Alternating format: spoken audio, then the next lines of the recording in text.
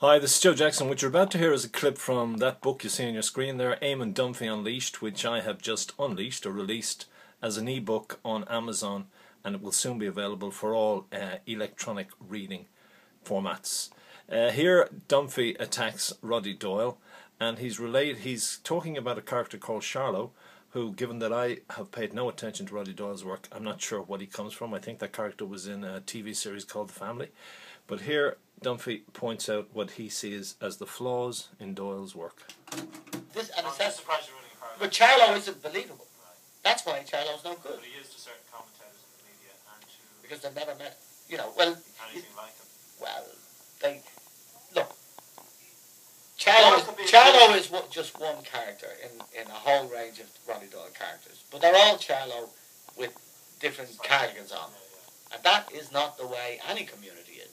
And, you know, I mean, if you read Dickens, I mean, some of it is the squalor and all of that is there, but there are also recognisable heroic characters even.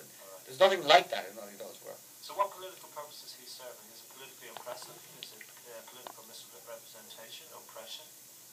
Well, I don't see everything. I don't think we should look at culture through a political prism. Yeah, no, I don't think you should look at newspapers through that prism either. I think it's a mistake to do so.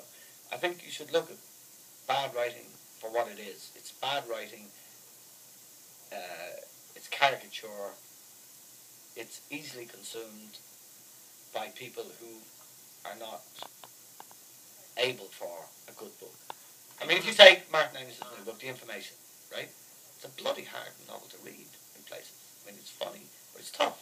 Right. If you take good, you know, you've got to get into it. You've got to, there's a little bit of curiosity required. And, you know...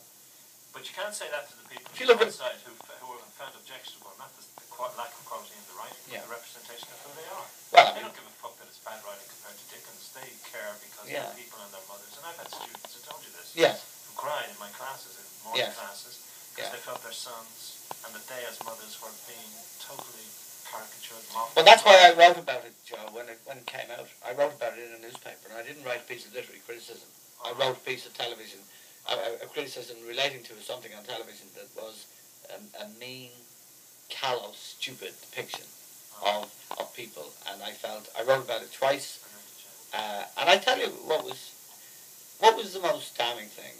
Surely was it not that he had been a teacher in that community?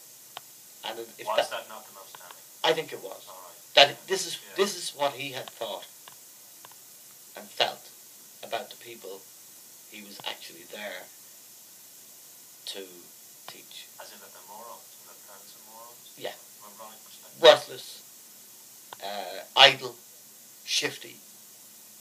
You see, you could do the same thing with warmth and love. Sure.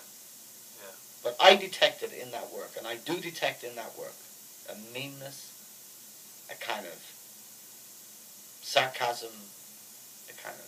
With the priggish outsider looking in, I think is the best phrase to me. That's what he's doing. And the kind of guy who would wear pajamas and use a face cloth.